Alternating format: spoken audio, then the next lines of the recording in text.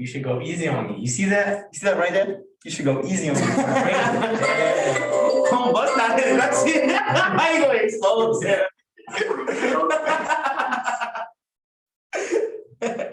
Pretty exposed. You trying to defend it? All right, happy Friday, everyone. So today is our second debate. The Florida candidates will now face off amongst each other. So I'll give you all a couple minutes to get set, and we'll dive right into the question.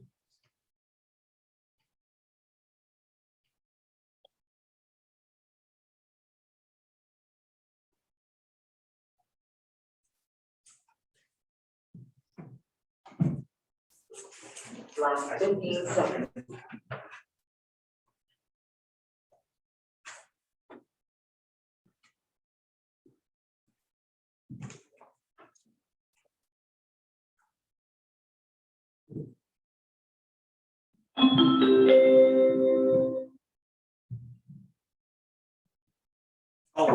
Students, at this time you must receive your late pass to be allowed to class.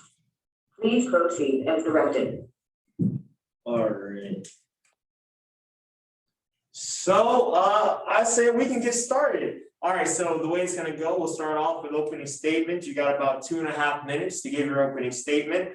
Once that's done, we'll proceed into the formal debate. Each candidate has about 2 minutes to respond to a question, and maybe about a minute to give a rebuttal. And then lastly, you'll have about 2.5, possibly 3-minute closing statement, but I'll let you know the exact time we get there. But opening statement, you'll have 2.5 minutes. And I think we should start with the independent candidate, Elizabeth. So Elizabeth, I will get my timer set and go right on. Go on. Sorry. We the All right, whenever you're ready. We in the party need your vote in order to better America. We have seen time and time again the Democratic and Republican Party are oppressive and don't do anything for the people. We in the party believe so much in personal business freedoms that we don't want this tyrannical government to control you. We see time and time again that these quote unquote free Republicans don't actively replace the people's health and life and quality of life, but they only want to prioritize big businesses. We truly care about the people. That's in the name. Libertarians, we care about freedom and liberty. Please, you need to vote for us if you want to have personal liberties and freedoms, because we are the only ones who are able to provide those. Oh, you want to remove your mask a little bit so I can hear you? Okay. There you go. Yeah, you can restart. Hold on. I'll let you go.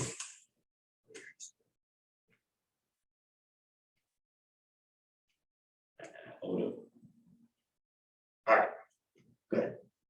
We the libertarians need your vote in order to help you. We see time and time again that these Democratic and Republican parties don't actually care about the people as much as we do. The so-called quote unquote Republican Party, the so-called free Republican Party doesn't have to prioritize the freedom and liberties of the people, but rather big businesses. We strongly believe in personal liberties in a free market society in order to provide the progression of the individuals. We believe so much in personal freedom and personal choice that we even want to diminish big tyrannical government in order to give the people what they need and free trade and equality. You need to vote for us if you want these things, because the Democratic and Republican Party cannot provide it.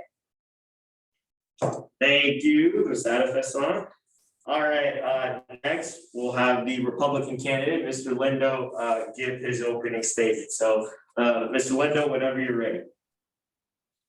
Hello. Thank you all for joining me here today for the Senate debate. My name is Anthony Lindo, and my goal is to spark change in Florida. I was born and raised right here in Tampa, and I promise to address everything and your every concern you have for this state. Together, we will rise together and form a beautiful nation. If elected senator, the issues that permeate through this great state will finally be solved. I provide explicit, clear policies to solve the issues of COVID-19, healthcare, economy, education, and violence. As your senator, I strongly believe that the free market heavily promotes economic freedom. The competition that sprouts due to the free market is what essentially creates innovation and new ideas. And as we all know, COVID-19 has haunted us all. I will create institutions and give vaccines to businesses. This way, small businesses can flourish and every citizen receives the vaccines efficiently. Through businesses, we can deploy more than 1 million tests per week and increase the current vaccine distribution in the state. Adding on to this, I believe that the private sector is what we need to regrow from this pandemic and the cost it has led us to. By promoting a private sector, citizens will be able to receive lower medical costs.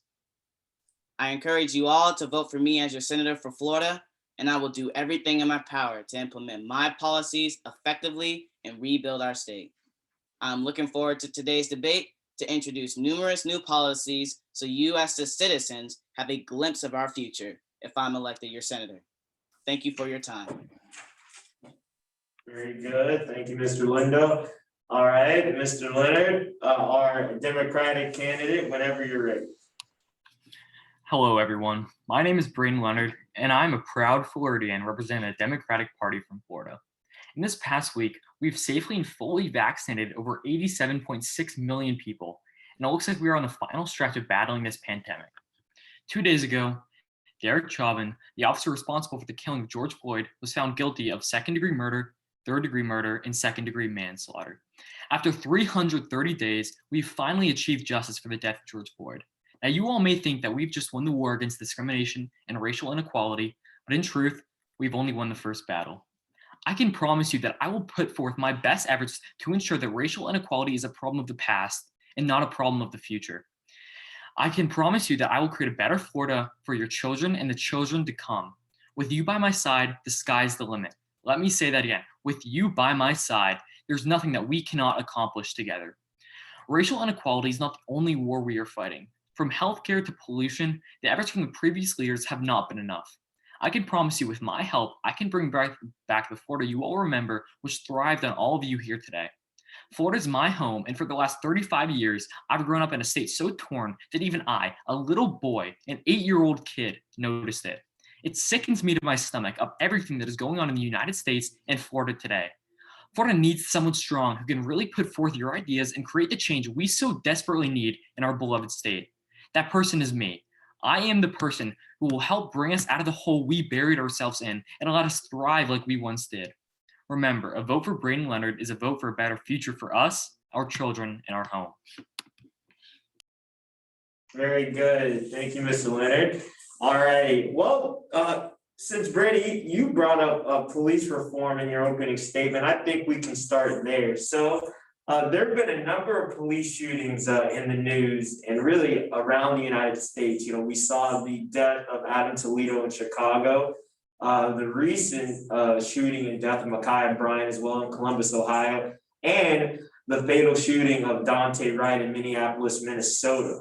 So I'll pose this question first to Mr. Leonard. What are your opinions on these shootings and what actions, if any, should be taken at the federal level to prevent these tragic deaths? Now, police brutality is an ongoing battle within our country, and it really needs to be stopped. Like you said earlier this week, a 16-year-old girl was shot and killed, and that's a child. That's not a young woman, that's a child. And I mean, I can't imagine any of you guys feeling your children dying. I mean, I think it's totally unacceptable. And I mean, I believe Congress should take whatever steps necessary to prevent police brutality towards people of color. Legislative action is necessary, and I think better police training is necessary to prevent anything like this from ever happening again. Thank you. Mr. Lindo, what do you say? What actions, if any, should be taken at the federal level to prevent these tragic deaths? African American man myself, empathize with the acts of violence towards our community. And I will continue to fight for the people who have lost their lives. However, Democratic policies such as defunding the police and redirecting the money and leaving police defenseless is not the way to go. I support the reforming of training and the reforming of police distribution. You put police in the correct communities in order to make sure that they don't see the people they are protecting as a threat, because that's the main reason why shootings occur. When police pull over someone, they immediately assume that that person is a threat, and then the gun fires. By allowing police and training them to learn how to deal with normal interactions such as traffic stops, and by deploying police in the right communities to allow them to know the people they're protecting, we can decrease shootings by a long, very well. Very good. Well, Mr. Leonard, would you like a quick rebuttal to the fact the Democratic policies of defunding the police? Do you believe in that? Can you please repeat that? Sorry. Yeah, do you believe in defunding the police? Do you stand on that platform as a Democrat? Yeah, I do. I do support defunding the police. I mean, I think order is necessary in this country. And I think the police do create order, and we do need the police here. But with previous events, I think we do need to defund the police. But I also agree that we should put forth plans to help them be better trained and better equipped, so nothing like that ever happens again.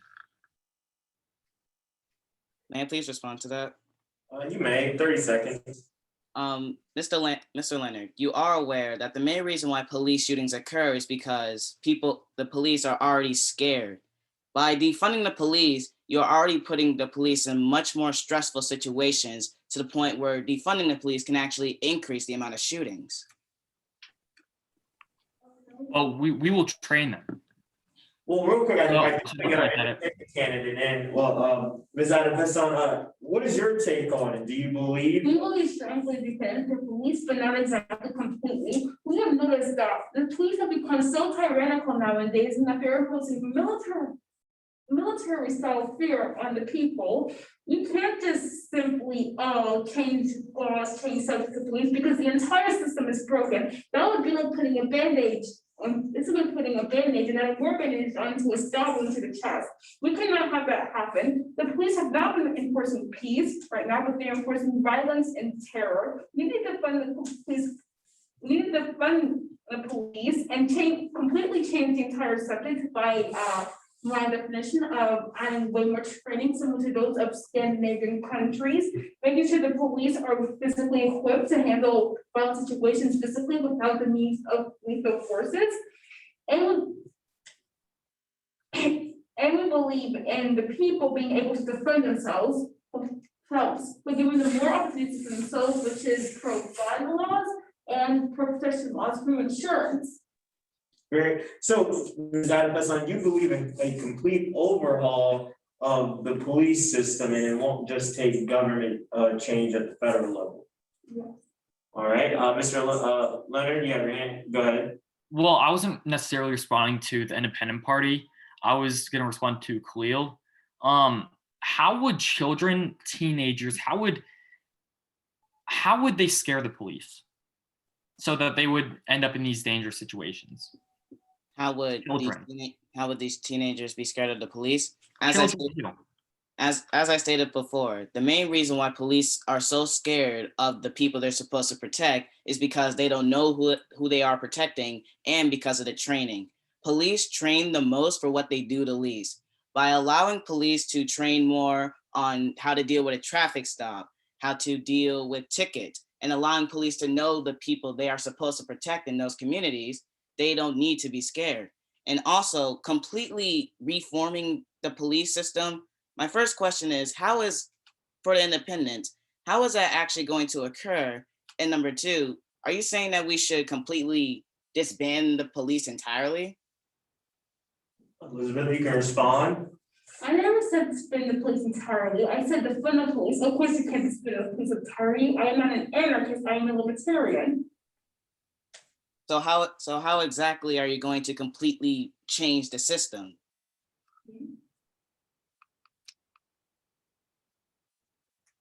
Yeah, I'm curious about that too, Elizabeth.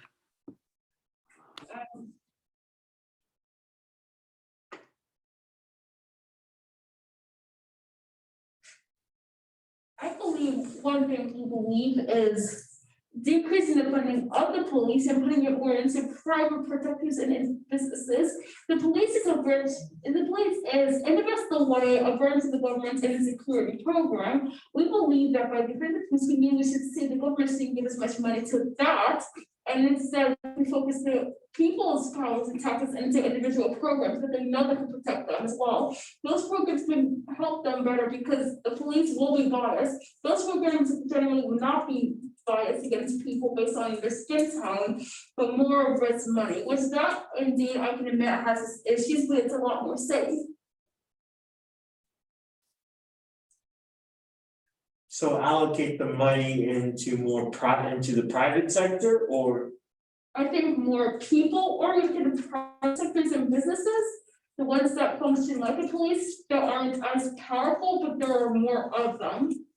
Okay, Defunding the police is essentially the same thing as saying police shutdown. How are police going to be able to function without any money? Wait, did Elizabeth say she was going to totally defund the police? No, of course not the totally different the police. I mean, take away some certain spending of the police.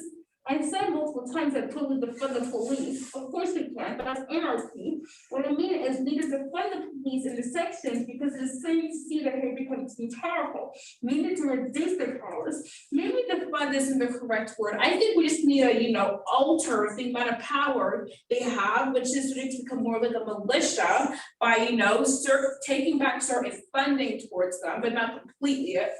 But how would we have order if you take away some of their power? Because we need order in the United States. Yes, we need order, but those orders can be, involved with the government. So I don't believe it should be completely up to the government. It's up to the people as well. Well, any last remarks before we move on from this topic? All right, so let's transition. I think now that we've warmed up and we've got the gloves off, let's just get into the attack ad. So I'll start with Brady. So Brady, the Republican candidate, Mr. Lindo, his camp claims that you have no substance regarding any of your beliefs and policies, and also claim that all the programs you want to implement will pretty much raise taxes in the state of Florida. How would you respond to these statements? Were you questioning the website, like the allegation, liar, like that? Well, more questioning your policies. They claim that the programs you want to implement will cause the citizens of Florida a huge tax hike, and that you have no substance behind any of your policies. How would you respond to these claims? I mean, I think the policies we stated in our campaign platform, we were just putting the policies out there. We weren't trying to define, we weren't trying to define the policies word by word. And about the tax hike, is that what you asked about? Mm-hmm. Well, we'd be taking money from the military. I mean, I don't think we should be putting that much money to the military. I think we should be focusing on ourselves. So the money would be coming from the military. Okay. No response. Yeah, 30 seconds, Mr. Lindo. Okay, so Mr. Leonard, so not only are you admitting that you didn't want your policies to be clear for your constituents, you also want to support decreasing our national defense. I do support decreasing the military spending. And earlier you were stating how defunding the police was a bad idea, but because it decreases order. Wouldn't that be the same thing if you decrease the spending on national defense? But we're putting so much money to the national defense. The police and the military, they're different. I think the police are necessary for ordering the United States, but we have so much money getting poured into foreign nations and the military over there. I just don't think it's necessary. Okay, I understand that. So basically what you're saying is you want to redirect the money to the government to be more expansive. Say that again? You want to redirect the money to the military so they can fund government programs. I agree. And that's exactly why my attack ad, I talked about that you support increase in taxes. Wait, can you say that again? That's why I stated in my attack ads that increasing funding in But government. the money wouldn't be from taxes, though. The money wouldn't be from taxes. I said it would be from the military. By allowing more military funding to go to the government, you're not only making the government more expansive, but you're also decreasing our national defense, which decreases order in our country. How would we be decreasing order in the country? Because you're decreasing the military defense. But I didn't say the military and the police are different. I'm talking about like foreign nations. We're putting so much money to the military that it's not necessary. I think we should cut back on the military and focus on ourselves. Okay. Do you know how much money is being sent towards the military? I do not know the exact amount, but it is a significant amount. Do you know that there is a significant amount on paying of healthcare because of the ACA? Say that again. Do you know that a significant amount of the GDP is paid towards healthcare? You said the Affordable Care Act. Is that what you said? The ACA? Yes. What was the question? My question to you is, do you know that a substantially significant amount of the GDP is being spent on healthcare under the ACA? Do you have statistics to prove that? And also, I mean, I agree with that, but like healthcare is important. Military spending is not. Well, let me rephrase that. Military spending is important. Just how much money we put into the military, it's not important. I think we should be focusing on ourselves, and healthcare is very important. I'll take note of that. Well, thank you two gentlemen for the back and forth, but I do want to get Elizabeth involved. Elizabeth, so there have been claims from both camps that you represent no one because you have a vague policy stances and you only talk about healthcare. So briefly, tell me and the constituents, what are some of your key issues you plan to address if you were elected? One of the key issues I plan to address is, first of all, one of the things is we do address the people frequently. We have Q&As frequently on our Instagram page, and if I'm forward to be elected, which we will. What we plan on doing is not only do we have things for healthcare, we want to do things for education. We want to improve the education system by not forcing parents to strictly send the school to public schools in their area. We want to give private businesses more power, or not more power, but more available to people. We want to, make the free market society more readily available to people. One of the things is the Commerce Clause mentioned in the United States law, Princess 1.2 and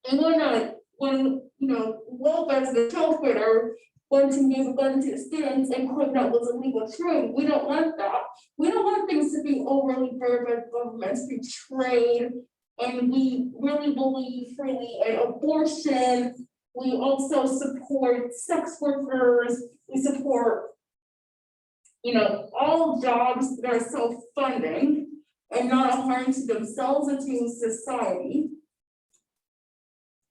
Very good. Mr. Lindo, also with you, you've been called out for not being a true Republican and stealing many of the Democratic ideas. How would you respond to these statements?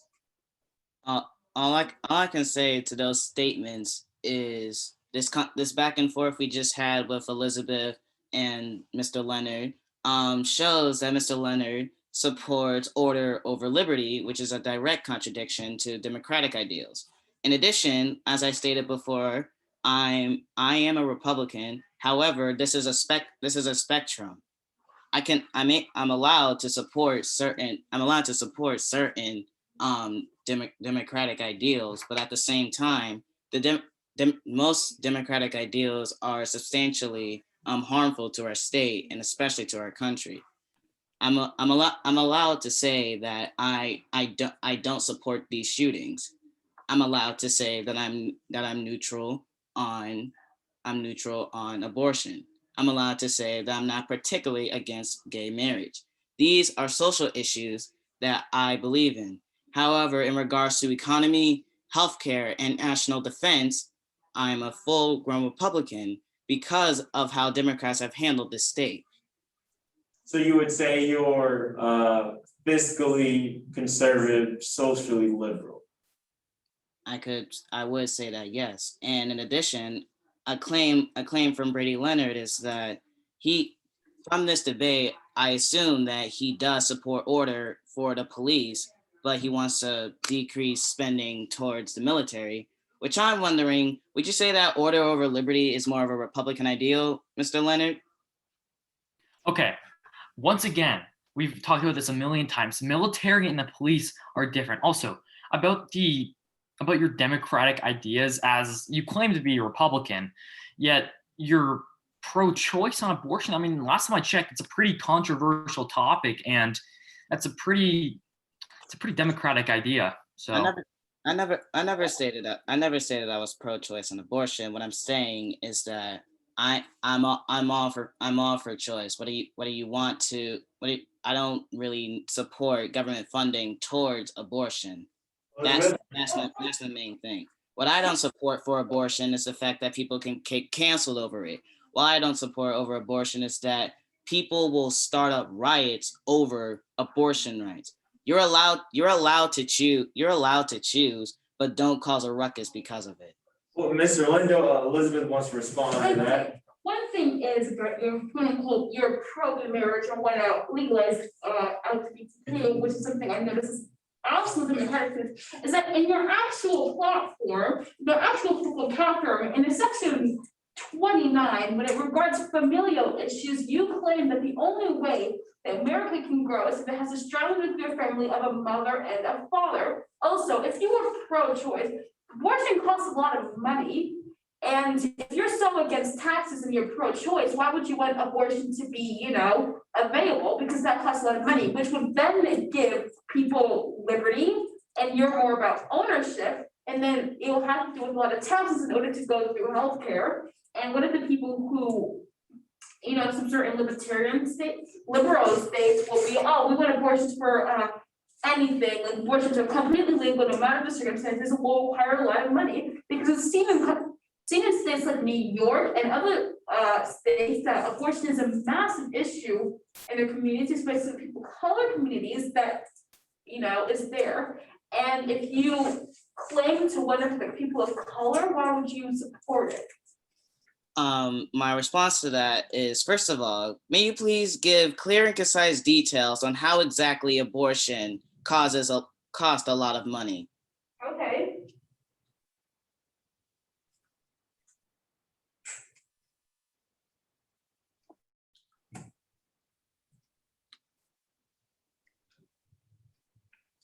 Abortion, according to the compasscare.com, with health information, can cost between $1,000 to $3,000. And if some people want to, and some states want to have more abortions, that can cost upward to $508 to $2,000. And abortions are very, very, very healthy test because it's cutting up the woman's uterus and removing a baby. That can be detrimental to both their health and their lives. Of course, it's going to cost a lot of money. Have you ever thought more deeply into that? Well, my response to that is, since you're so well informed on how much abortion costs. Wait, what was the site again? CongressCare.com? Care.com. Oh, thank you. Since you're so well informed on abortion costs, Do you think you can maybe look up how much we're spending on healthcare? You don't have to look it up. Is there a point? Yeah, is there a point? I never claimed to be a liberal who's for free big government healthcare. That's democratic. Why don't you ask Mr. Leonard, who would have said the same thing as me, what's his stances on free healthcare? I believe my stances are kind of similar to yours, and private businesses healthcare, not free healthcare. Why don't you ask him? Mr. Leonard seems to be really confident. You know, he's staring directly at you. He really wants to answer that. Leonard, I don't know. Come on, ask him. Well, Mr. Leonard, would you like to respond? I'm sorry, what was the question? What are your stances on healthcare? Because Mr. Lindo seems to be attacking me, saying I'm for free healthcare, which I never did. I'm actually kind of siding with him in private on business healthcare. You seem to be really big on government free healthcare and abortion. How much do you think that would cost? Okay, we could transition to healthcare. Yeah, Mr. Leonard, what is your stance on healthcare? Well, I mean, I simply believe healthcare is a universal right. I mean, I think healthcare is very important in the United States with everything going on with Corona for the past year or so. And I believe in expanding Medicaid in Florida, and I want to eventually, I want affordable healthcare for all. I want to make sure everyone can reach healthcare and everyone can be healthy and safe. And I mean, I also defend and I want to work alongside the Affordable Health Care Act. Mr. Lindo? The Affordable Health Care Act is completely detrimental How so? to our economy. The Democrats' healthcare plan is another set of policies that rests largely on delusion. The economy will suffer mostly because private companies will lose their jobs under a single payer healthcare system like Medicare for all. The upper middle class and upper lower class will be inevitably forced to pay for the lower classes' healthcare through taxes, and single payer healthcare systems will reach premiums. According to the Congressional Budget Office, almost the entirety of America's tax revenue in 2019, plus almost $500 million more, was sent to pay healthcare. Okay, but like this is about the people, not the economy. With Corona going on right now, are you really saying the economy is much more important than people's lives? Are you saying that if people are spending so much money on healthcare? No. I'm simply asking, do you value the economy over people's lives?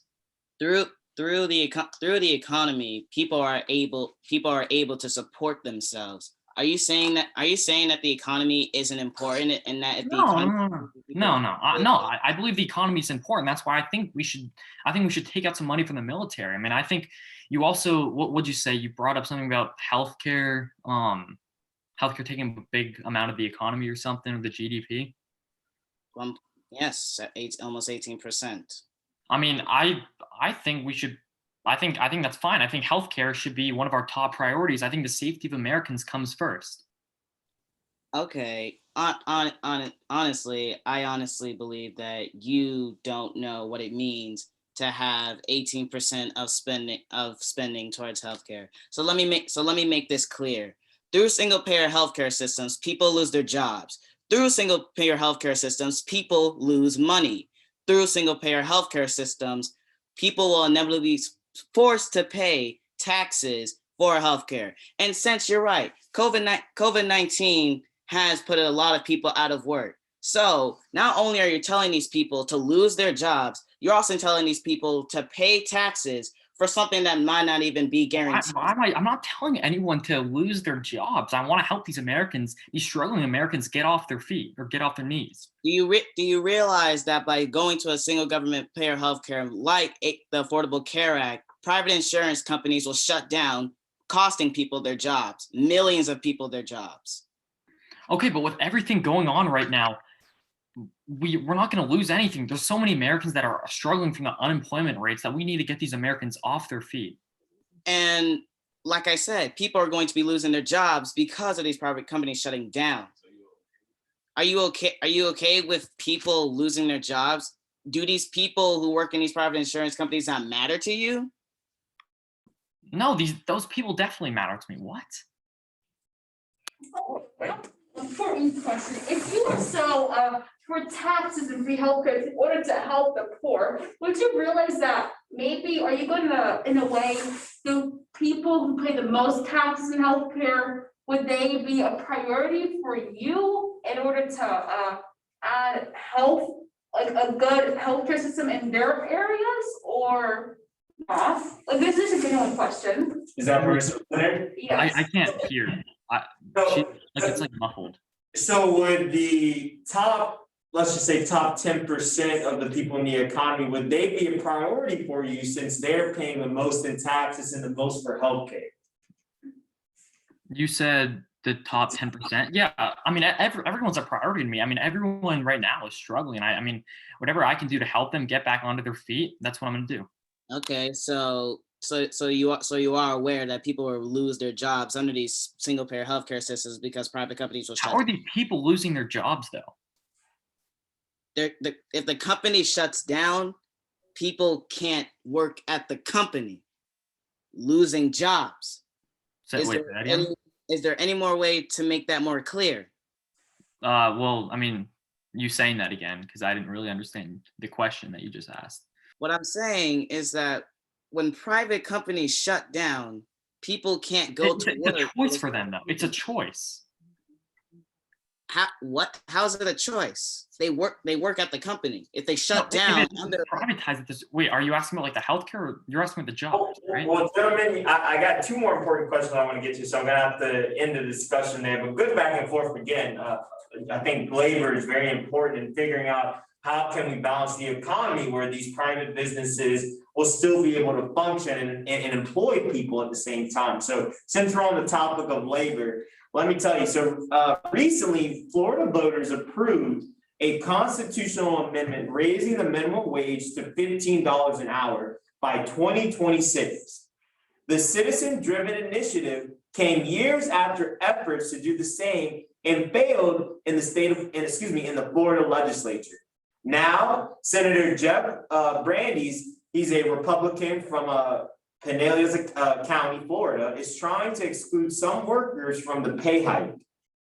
He's pitching another constitutional amendment to amend the existing one that would exclude felons and people under 21 from the $15 minimum wage increase. Well, I want all of your takes on that. Do you agree with this constitutional amendment led by Senator Jeff Brandes, a Republican, of excluding felons and people under 21 from receiving a federal mandated $15 minimum wage in the state of Florida? Elizabeth, I'll start with you. I think it's like minimum wage. Should felons be excluded, and felons and people under the age of 21 be excluded from the $15 minimum wage increase in the state of Florida? No, felons and people under the age of 21 and shall not be excluded under the $15 minimum wage. I do believe the $15 minimum wage is a good thing, but it needs to be available to everyone. I know that makes it sound kind of democratic liberal, but it is not fair to add people who have committed a crime, no matter how bad it is, in order to take away their personal liberties of work and earning. Of course, what are your definitions of a felon might be? Because due to the new current justice system, a felon can even be someone who was caught with like more than 2 grams of marijuana than the legal amount that is allowed. And that wouldn't be fair to recommend someone who was a serial rapist or serial murderer, even though both of them technically do deserve to have the earning right of money as much as the others. Very good. Mr. Leonard, what do you say? About the minimum wage. Should felons be excluded from the Florida $15 minimum wage increase and those under the age of 21? No, I mean, absolutely not. I mean, I think everyone should be allowed to work and everyone should be allowed to have that minimum wage of $15. I mean, especially with Corona going on and destroying millions of jobs. I mean, I think we really need this minimum wage to get people off their feet or off their knees. Very good. Mr. Lindo? While it is a citizen-supported plan, I cannot agree with raising the minimum wage. By raising the minimum wage, this causes more inflation. Prices will generally increase. Jobs will be lost. and there will be fewer hirings because of an increase in minimum wage. Because with an unusually high corporate tax rates, businesses are already failing, and that's the main reason why COVID was striking businesses. By increasing the minimum wage, businesses will fail and more people will be out of work while suffering under Corona. And on the basis of whether felons should be excluded, I do believe that felons, like Elizabeth was saying, what defines a felon? Everyone should have the right to get work again. But as I was saying before, I don't support the amendment at all on increasing the minimum wage. I have something to say about that. In your campaign platform, you said that you supported an increase in the minimum wage. I'm not aware of this on my campaign platform. Wait, hold on. It's on my phone. Go ahead. And my response to that is, in your campaign platform, you have nothing regarding COVID-19. Wait, can I first show the thing on my screen or on my phone? Oh, sure. Oh, wait, okay. Hold on. I don't know if you can see, but it says support increase in minimum wage. Wait, should I just share my screen? That might take like a minute. I'll let you share your screen, but be brief because we gotta get the closing. Oh, wait. All right, hold on. It'll take like a minute. I just need to get to the thing. All right, go ahead.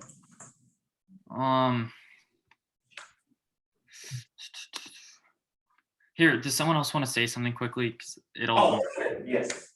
it'll take. Just saying that I agree with completely, and I have to believe that the minimum wage should not be raised. Instead, I believe it should be slightly decreased. Oh, sorry. Increasing the minimum wage will also make the work that much larger. You see here, if you paid everyone $2 for even a middle school of work, that will lower the workforce and work up to lower cost citizens. Imagine just being paid $15 and going to work and just doing, 10% of what you're supposed to do, but still getting paid $15. I also open for more lower tax workers because almost everyone does, this amount of minimum wage of $30 minimum wage will be so much like for my family. I can just go. It'll prevent a lot of people left to need it to get hired. Mr. Leonard? Can I share my screen now? Yeah. Okay, so right here, hold on. Support increase in minimum wage, right here. Well, Mr. Leonard. That's his platform, 𝗙𝗨𝗟𝗟. Mr. Leonard, your platform does say you support an increase in minimum wage, so are you retracting or? My statement regarding slight increases in the minimum wage is to make sure that businesses will make the decision to support their choice. The amendment that you described is specifically detrimental to businesses based on how it's implied. By the increase in minimum wage that I'm specifically talking about allows businesses to make their choice on whether they want to do it or not. But you accused me earlier of not having like enough substance in my policies and not being clear with the people, yet you just kind of contradicted what you just said. I'm not contradicting what I said. I'm making myself more clear. Okay, but you weren't clear in your policies, so you're a hypocrite. Is what you're trying to say? You know right? What? While we're on the subject of hypocrisy, can we? Okay, no. You have to answer. While we're on the subject of hypocrisy, how come you haven't stated anything regarding COVID in your policies? Wait, but first, before I answer, you have to answer my question. You made it very clear that COVID is a very important issue in everything but your campaign platform. Well, you don't have anything regarding COVID. No, you're wrong. We didn't include COVID-19 directly, but in some of our policies, we show the economic and social effects of COVID-19. It's a very pressing issue, and if you want me to, I can share my opinions on COVID-19 if you want me to. Also, if you think that COVID-19 is such a political and economic issue, it affects the poor. I didn't say political. I said economic. You support prioritizing, or maybe vaguely saying prioritizing communities are paying higher levels of taxes and taking the best health care. But even if you didn't say you would do that, it would make sense if you did that because taxes are one of those health care. So you're going to start prioritizing those areas other than the poor areas. So why would you say you're up for free healthcare paid by the people with taxes, when again, like you're doing from the Republicans that you claim you're doing, you're only doing to support the rich? Well, wait, 15-second response, then I gotta move on to the last question. All right, Mr. Leonard, go ahead. Okay, I'm sorry, but I really didn't Well, hear the question. Like I'm unprepared. I just didn't hear it. It's like muffled. She's weird. Okay, real smart. It says, how is it kind of hypocritical that you say you want COVID-19 to, you're putting COVID-19 as grossly affecting poor communities and economic status, but yet you vaguely said that you supported prioritizing communities that pay high levels of taxes for free healthcare. Even if you didn't, wouldn't it make sense that your community would, your party would definitely support, richer communities and give them better healthcare because they pay the most? That you would inevitably just support them more. So I just find that hypocritical that you claim to cover the poor, but you're doing the same thing Republicans are kind of doing. Oh, she's saying that she finds your policy hypocritical, that you want to help those that are disproportionately affected by COVID-19, those from the low income areas, but you still, what was the last part? You still said that, the communities that pay the more tax will get the better health care because they're richer. Oh, but you said the communities that pay more taxes will get better health care. So she's saying that it's a little hypocritical that you're saying those that will pay more into the system will be better or receive better health care than those that are at a low income area, basically. Oh yeah, one more thing I want to add. 10 seconds, I gotta go. Wait. Oh wait, but Brady has to respond. Wait, the response to Elizabeth's statement Yes. or whatever. Yeah. Wait, so she was basically saying that I don't think healthcare is good for everyone, and I just like the top percent. Yes, basically. When did I say? I think healthcare should be everyone. I don't know when I said that. When did I say healthcare should only be for the top 10%? I'm not claiming that you said that. I'm just claiming that the way your policy is making it. Okay, so you're making assumptions now. I didn't say that at all. I don't know what you're talking about. That just shows how unclear you are in regards to You're your bringing policy. a fraction of you contradicted your own policies in your own. I've already made myself clear that Candidates, we're getting into the weeds, and I want to one last question before we move on. All right, we're getting into the weeds. All right, so last question on education. So Florida, and this is important because all three of you have different stances on education, specifically public and private. So Florida has 5 different options for parents who want to send their kids to private schools but need help affording the tuition. There's the McKay and Gardner scholarships for students with disabilities. There's the Hope Scholarship for kids who are bullied, and the Opportunity Scholarship for low-income students in failing schools. I'm not repeating the question, so don't ask because we gotta go. Scholarship programs for low-income students and the Family Empowerment Scholarship for the middle-income families. Politicians in the state of Florida say that all these scholarships are a bit much. Hlalia Gardens, a Republican senator, and Manny Diaz are speaking on this bill, the Senate Bill 48, to consolidate all of these scholarships down to 2. But this proposal would also convert the funding for families into education savings accounts, which can be used on education-related expenses, including college. The ESA has long been a goal for school choice advocates, but Democrats worry that states' public schools will suffer as a result of a part of the plan that overhauls the way money is doled out. So, in your opinion, do you support more funding and more scholarship programs for parents and students for private schools and charter schools, or are you against more funding for those parents? Khalil, Mr. Lindo, I'll start with you. Briefly, 30 seconds. Democrats have no business in regarding education. I believe that in regards to education, private schools is the best route because it allows for more student choice, while at the same time it provides higher standards for education. The main reason why increased increase in tax dollars for public schools is detrimental because it increases overcrowding and it doesn't provide a safe environment for students, and it decreases student choice. That is your time. Elizabeth, 30 seconds. I agree with the statement of sending the money more to the parents in the private school education, because I believe that gives the parents more freedom in order to choose what they want to send their children to. This is libertarian, personal liberties and personal freedoms. And by giving the parents money, it can send them more options to either in a private school or we hopefully public school their children themselves. Very good. All right, Mr. Leonard, 30 seconds. Okay, can you shortly repeat the question? Just shortly. I'm sorry. I Do just. you believe that the state of Florida should divert money from the public school system and provide more scholarship funding for parents and children to attend charter schools and private schools? Now you got 20 seconds. I totally disagree with that. I mean, I think all schools should be given the same fair and equal treatment, no matter what their title is. Charter, public, private, doesn't matter.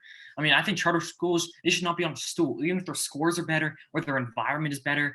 And I think all schools need necessary funding to, function. So everyone should be grouped in the same place. No. I think it really depends on the families. I think different kids, they develop in different settings. Well, candidates, we would love to go back and forth on this, but we got to get the closing statements. Mr. Leonard, I will let you go first. You have 1 minute and 20 seconds when your time starts when you talk. I would first like to thank all of you guys who have shown up today, which is the first step to reach a better Florida. You all showing up here today shows your desire for a better future for Florida. I view Florida as a state that is torn on current issues, but also a state that has so untapped potential, which needs to be used to reunite as in this world that almost seems fictional.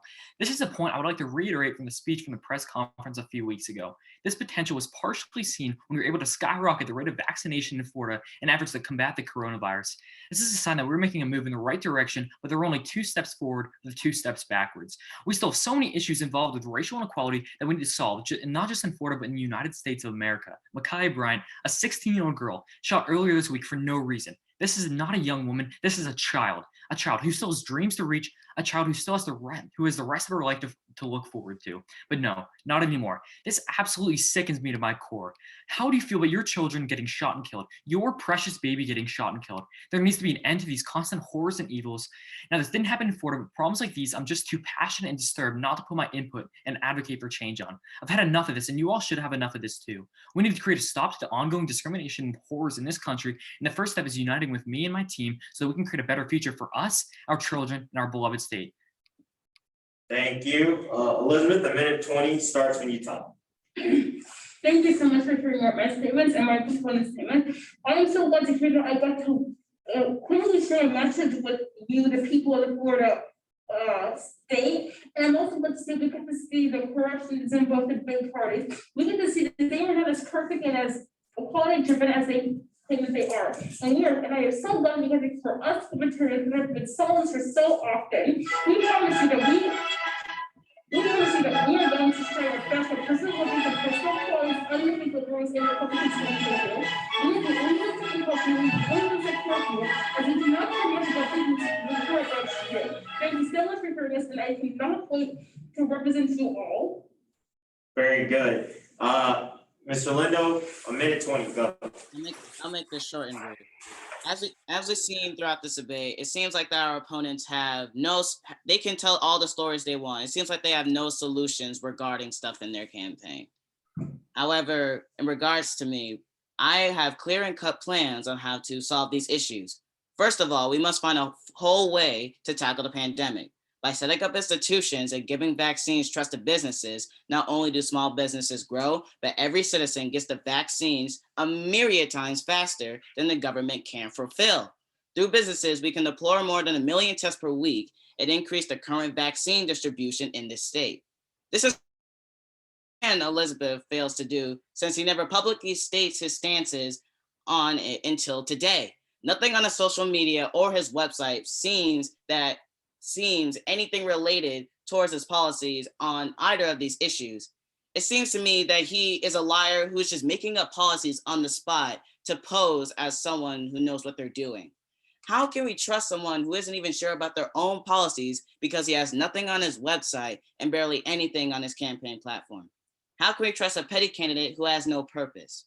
I would also like to add that Elizabeth Adifison serves no purpose in this debate and has no support for her cause since she keeps switching around sides with nothing. All right, that is your time. All right, guys, thank you